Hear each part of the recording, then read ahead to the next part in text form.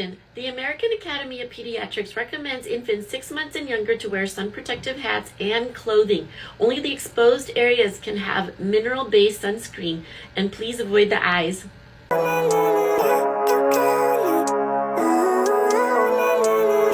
Living life, every day, late at night, not okay, all I want, and